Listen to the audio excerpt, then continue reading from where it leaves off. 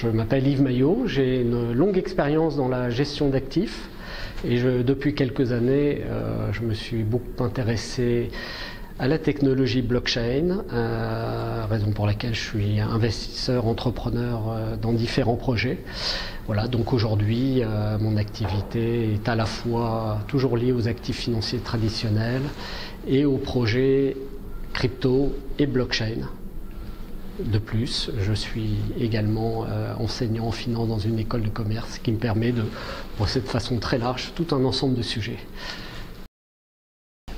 Je suis Alexis Bourdia, j'ai fait 12 ans de finance, j'ai été gérant de fonds pendant 6 ans, spécialisé sur des stratégies alternatives, je réalisais des due diligence et depuis 4 ans, je m'intéresse à toute l'analyse de risque sur les cas d'usage financier sur la blockchain et je réalise des due diligence sur tout ce qui est finance décentralisée ou tokenisation. J'ai développé une plateforme qui s'appelle Ready, qui référence les actifs tokenisés et qui analyse, qui fournit des informations détaillées pour réaliser des due diligence avant d'investir.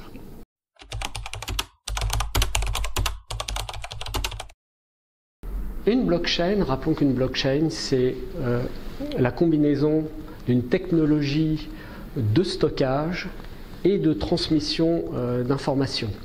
La blockchain est sécurisée par des technologies de cryptographie, ce qui permet à une blockchain de fonctionner de façon totalement sécurisée, décentralisée, transparente, et toutes les opérations effectuées dans une blockchain sont immuables.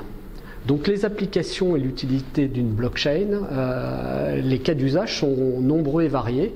Évidemment, on connaît bien la blockchain à travers le cas d'usage monétaire développé à travers la blockchain Bitcoin. Donc les cas d'usage dans le domaine de la banque, de la finance, de l'assurance sont très nombreux, mais les blockchains sont aussi utilisables dans tous les domaines de la certification, de l'authentification, donc dans des sujets de logistique et de droit audiovisuel, voire de droit de gouvernance. Voilà toutes les applications concrètes qu'on peut observer grâce à la blockchain.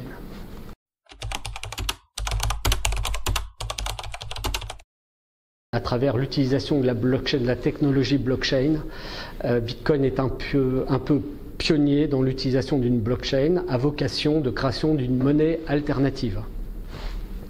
Simultanément, les concepteurs de Bitcoin ont tiré les conclusions de l'épisode assez douloureux de la crise financière de 2008 pour créer une monnaie rare, alternative, décentralisée, dont l'expansion monétaire devient très limitée par opposition à l'expansion monétaire des monnaies souveraines gérées par les grandes banques centrales.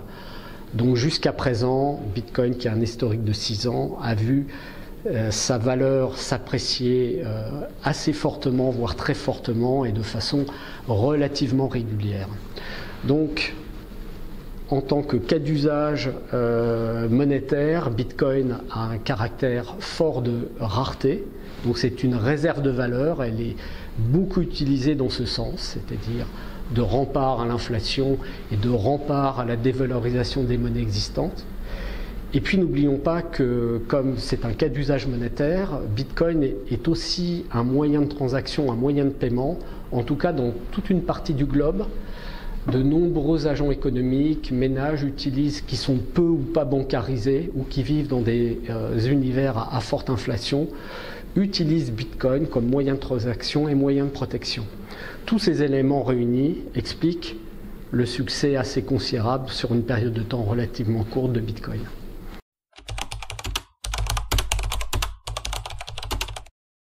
La tokenisation, c'est le fait d'associer un actif du monde réel à un jeton sur la blockchain.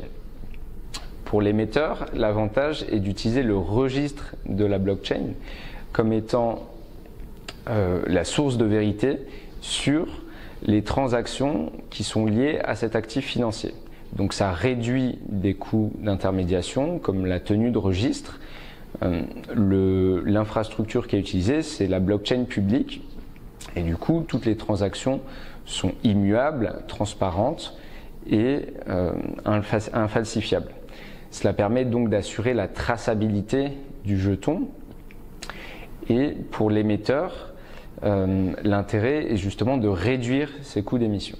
Pour l'investisseur, son grand intérêt est d'avoir un accès simplifié à l'exposition de l'actif sous-jacent. Donc il y a différentes possibilités pour structurer la tokenisation et différents risques qu'il faut évaluer. Mais pour l'investisseur, en entrant en contact direct avec l'émetteur, il peut souscrire, il peut acquérir l'actif financier qui est tokenisé. Derrière, avec le jeton qui représente cet actif, il peut l'utiliser dans tout l'écosystème blockchain, notamment en finance décentralisée. Les échanges, il peut alors l'échanger sur un marché secondaire, de pair à pair. Il peut également le mettre en collatéral pour d'autres applications plus complexes. C'est ce qu'on appelle la composabilité. Surtout, il dispose d'un actif qui est présent dans un écosystème interopérable et avec un vrai droit sur l'actif sous-jacent, l'actif qui a été tokenisé.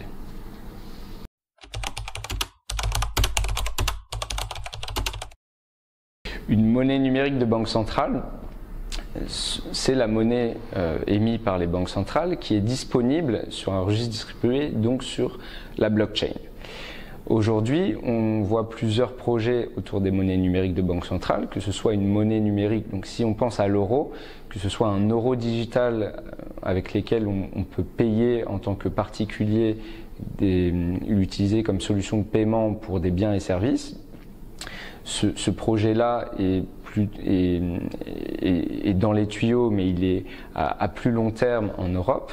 Par contre, sur les monnaies numériques de gros, il y a donc un euro digital, un euro numérique qui est aussi en cours d'étude et qui permettrait à la Banque centrale de mettre à disposition un euro qui a toutes les caractéristiques de l'euro actuel et qui serait disponible sur les blockchains. Ça permettrait aux utilisateurs de la finance décentralisée d'utiliser une vraie monnaie, mais qui est en version tokenisée, donc sous forme de jetons, et qui permettrait de servir de règlement livraison, en fait de la partie qui assurait le rôle de la partie règlement lors du règlement livraison d'un titre sur la blockchain.